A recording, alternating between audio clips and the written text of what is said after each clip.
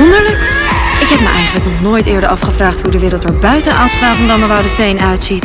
Hoi! Waar is de kracht van je baarmoeder gebleven, vrouw?